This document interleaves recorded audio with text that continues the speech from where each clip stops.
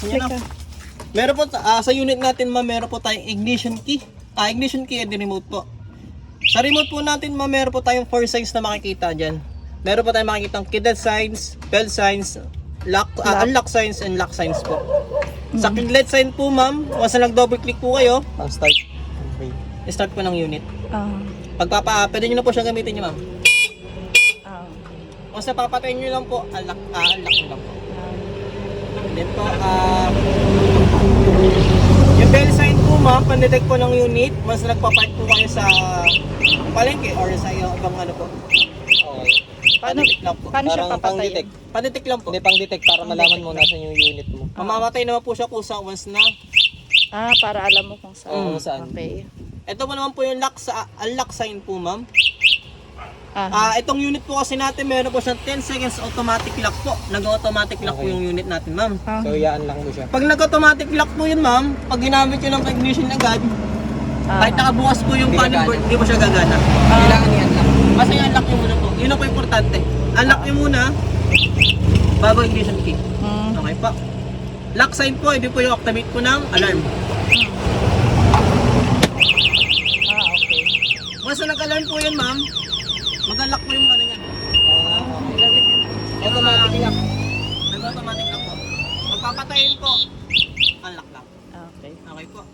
Sa ignition key naman po, right click nyo lang po. Right turn pala, sorry. Makita nyo na po yung gauge po dyan, panel gauge. Ito po yung voltage indicator. Time travel po, ito yung kilometer travel. Speedometer po. Ano, asan yung time travel? Ay, yung kilometer. Okay. Tapos pag inano mo yung odo. Yan na yung tinakbo niya ngayon, ngayong 25 na simula gumaka. Hindi kasi pinatay namin. Nireset ko yung Okay. yung speed. Okay po ma'am. Bali dito sa right, hindi ano po natin. Meron po ng horn. Left and right po. Yung left and right po natin ma'am, meron po tayo dito ilaw. May ilaw po tayo sa headlight. May ilaw po tayo sa taillight. Yan po. Left sign po. Ganda ka rin. Tapos, Pag left, lahat siya iilaw. may ilaw po. Tingnan na po dito. Ito po, yun nandito. Tapos yung taillight po. Sa kabila. Sa kabila po, ito po. 001. Ito? Apo. Hindi. Ito po. Ito lang. Left, patay, right. Ito naman. Okay. And then meron po tayong hazard ma'am. Pinipin nyo lang po siya. Pag Makikita nyo- magpa-park? Opo. Once na kunyari, babagal po kayo or magka-park nyo po kayo sa gilid, hazard nyo na po agad yan. Pag magpa-park. Para po aware po yung nasa likuran nyo na babagal po kayong takbo nyo. Okay. Makikita nyo na po yung ma-under yung hazard po once nag-blink po yung dalawa. indicator. And then meron po tayong high beam and low beam po. Low beam and high beam. High beam. Tapos meron po dito sa right, ito po yung drive and reverse po, yung D and R. Okay. Ito ma'am, reverse. lagi niyo mo tandaan, once in-open niyo po yung unit, Dapat naka-drive. dapat naka-D. Naka-D. Kasi once na naka-reverse yan ma'am, once na may mag-park ko sa likuran, Ay, oo. baka makabangga po kayo. Ay, siya nga. Basta lagi mo tandaan, naka-D po yung muna. Bago niyo po i-start. And then ito po yung park light, and then headlight po. Park light, off. Park light, sa gitna. Sagad po is Yung ilaw. headlight dito. po. Nasa Ito, low beam, high High beam. beam. Pag yun yung pinaka-switch Mm. ng on and off. And then ito po yung speedometer. Speed selector po natin ma'am. Yung 1 yung pinakamabagal. Number 2 yung medyo mabilis. At pinaka number 3 pinakamabilis po natin.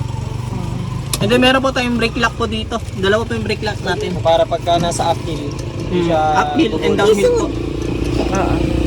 Nagandaan niya ma'am na pag naka-brake lock po yan, kahit nakabukas po unit, kahit alam ng bata, hindi po siya andar. Pero once na ni-release po yan, excuse me lang po, andar po yan. Pag ano? Pag ni-release po yung brake lock ma'am. Ah, Kasi pag naka-brake lock yun ma'am, hindi po siya andar, automatic siya na. Mayroon po kasi niyang brake sensor. Para sa kotse. Hindi po siya andar. Pero pag ni-release yun po yan, andar po yan. kailangan lagi naka... Lagi po yung tandaan niyo po ito. Para bubunggo na. Sa motor. Tapos ito po yung switch po ng hazard tuloy. Wiper. Dito ma'am, pwede ka mag-charge ma'am. Ito. Apo, ang bagang Ayun ma'am. speaker. USB charging point. And then ito po yung sinasabi ko sa inyo kanina compartment. Bebe, alis Sabi dyan, dyan. be. Partner. Nag-toothbrush ka na baga? Oh, kanina pa. Ayan po. Okay. Ang ganda. And then explain ko na po sa inyo yung sa pag-charge po, no? Sa pag-charge ma'am, sa charger po natin, bawal po siya mabaksak, mabasa, i-cover po ng masahan, bawal siya maarawan. Okay po. Kasi po sa charger po natin, meron po tayong fan sa loob. Kaya hindi po kaya po hindi po siya pwedeng matakpan or mabasa or i-cover po ng masahan. Sa pag-charge po ma'am, ito po yung charging socket niya. Saan? Ano, kita mo? Ayan. Ayan. Ito po. Ayan po. Ay, charger to ng ano. Uy, Sa pag-charge Cellphone ma'am, yan. Kayo maingay, unit cellphone muna yan. po. Bebe. Unit Bago sa bago sa outlet. Sa outlet ma'am, kahit ordinary extension lang po, okay na po yun. Hindi naman po sasabog yun. Unit muna, bago sa yan. outlet. Okay. Makikita niyo lang po dito, pag nasa Nag-red. pula, Oo. charging po siya. Oo. Pero Then, pag nag-color green po is full charge po. okay. Pero may tendency na po madedelay po yung color green. Oo. Tapos once na nag-full charge po kayo, nag-full charge na, Late na. outlet po na, bago unit. Okay po. Okay, okay. Bale, ito po yung sinasabi ko po sa inyo ma'am. Wala pa, ano pa lang, 35 pa lang. Ito ma'am, sa battery po natin, di po siya nag-totally 100%. Bebe, kuya, halika dito. Ito ang gusto kong alamin mo. Sa battery sir, meron po tayong, di po siya nag-totally 100%. Bali, ang battery po natin is 48 volts. Pinaka-full charge niya po is Okay. 53.4. Which, ano po niya is, capacity niya po is 100% na po siya.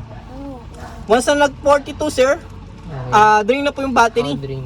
Pero ang drain naman po is, hindi na siya totally, hindi siya under. Oo. Under po siya, mabagal nga lang po. Kung mag-charge po kayo, pinaka-drain po niya is 45 or 46, pwede nyo na po siyang i-charge. Okay. Ito sir, ma'am, once na nag-45, halimbawa, nag-45.4, ang charging time na po niya is 6 hours. Okay. 6 Ito kayo magbabase sir sa 48 din po. 6 hours po yung charging niya. Halimbawa, nag-48 po siya, 5 hours. 5 hours na lang po. Nag-49, 4 hours. Once na nag-43 po siya, 8 hours, 8.5 hours na lang po. Okay po. Bali po ma'am, papakita ko rin po sa inyo yung mga previous po na nakuha nyo. Ito po yung safety lock. Saan nilalagay? Sa gulong? Sa gulong sir o sa ano, kung saan nyo pwede nilagay. Yan ba yung ano, pag na-flat? Hindi. Hindi po ma'am. Pang-lock yan. Para... Pang-lock. Okay. Kumbaga, safety. Para, oo. Raincoat ma'am. Raincoat. And then helmet po. Helmet. Yung Tsaka naman po bag. yung... Ito ang bag kasama. Yes po, kasama po yan. Tote bag. Ito ma'am, halimbawa sa charger po, may sira po. Huwag nyo po siyang i-open sa iba. Kami lang po yung mga technician na pwedeng i-open kasi mawawala po yung warranty niya. Okay. May aircon dito? Tapos may tinatawag po tayo home service at home service po. And home visit. Sa home service ma'am, kung hindi po running ang unit or magpapaano po kayo, pupuntahan namin po kayo dito. I-schedule po namin ang punta po dito. Ay, ito. Pakiano mo ito. Apo. Bali sa maintenance po ito ma'am na i-bike natin, meron pa tayong tinatawag na change oil po. Oo. Gear oil po yung ano niya. Ano yun? Kailangan kong dalhin doon? Pwede naman pong kami. Madali na yun. Ginoy lang. Every kailan yun? 3 months po ma'am. Kapag po daily use. Pero pag po hindi naman po, 6 months po. 6 months. 6 Bebe, alagay yung ano. Raincoat yan dyan sa raincoat. Eh, yung trapal dyan sa Saan dito unahan. nalalaman kung gaano pa kalayo pwede mo turuhin? Kuya, pagka ito, gaano pa kalayo kaya tapoy ng 48? Gaano pa kalayo kaya tapoy sakali? Hindi lang Gano'ng kalayo? Oo, mga pag 48 volts na lang ang ano niya, ang battery. Once sir, accelerator. Pagka nag-accelerator niya, 48 yan. Oo. Pagka nag-accelerator ng pumalo siya ng 46 or 47, Palobot na yung battery. Palobot na. Ito naman, nireset mo lang. Oh, Pero nireset. kikita dito yun kung gaano nakalayo tinakbo mo.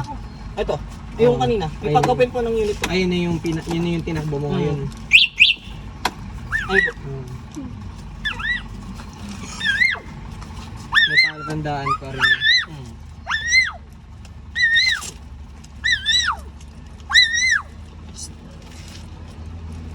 Paano pag na-flat to? Hindi naman tayo mapunod sa mga vulcanizing lang. Ah, Bali, mas maganda po yung mabili po kayo ng ano, sealant. Ano po ba yan? Tubeless? Tubeless po yan. Ah, tubeless. Alin? Tubig!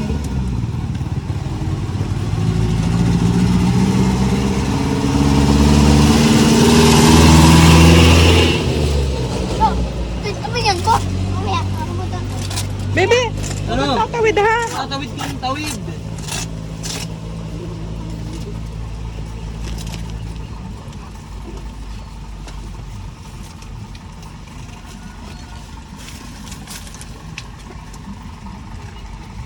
Dinidikit lang pala siya. Apo, magic tape po tawag dito.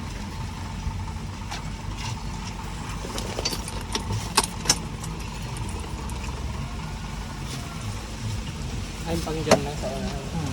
Pwede mo tanggalin, pwede hindi.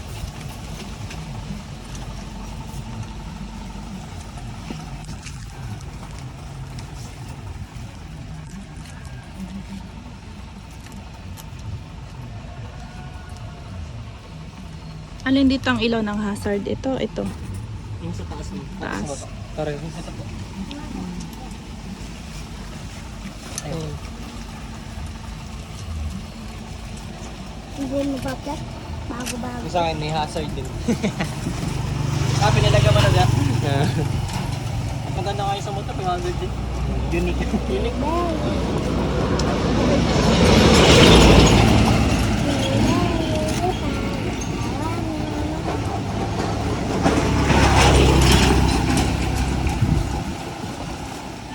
Yan ma'am.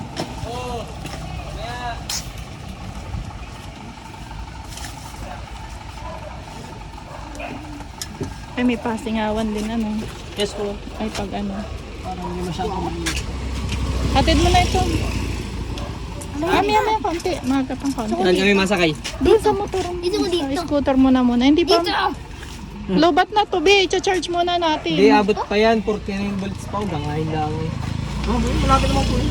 Tapos na ba? Apo.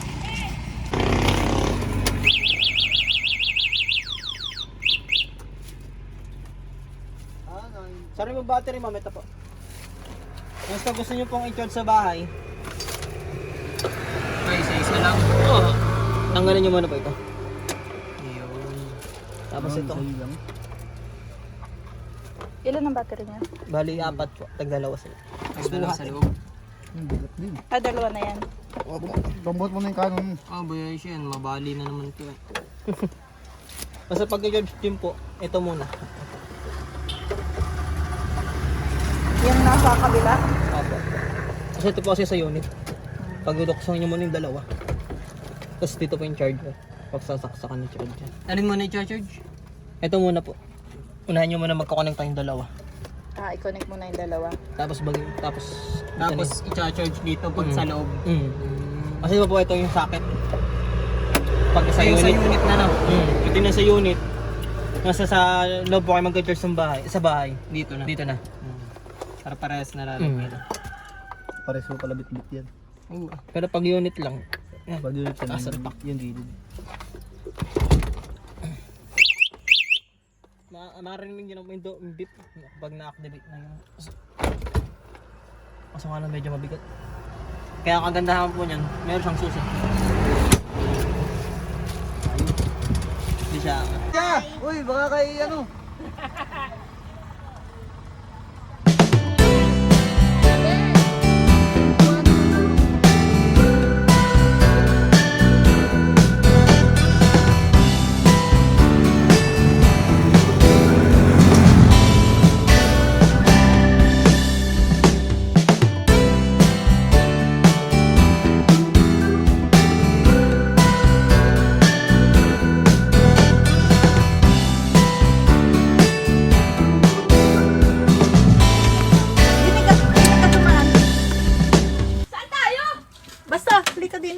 Dini ka. Bakit nga? Dini ka.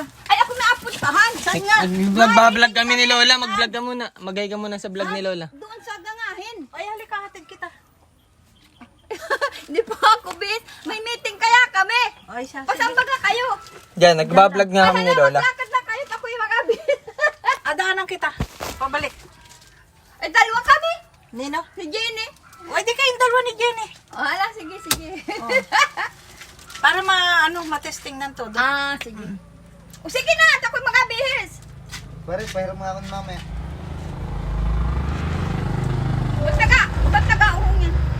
Maurong muna. Yeah! Maura mo.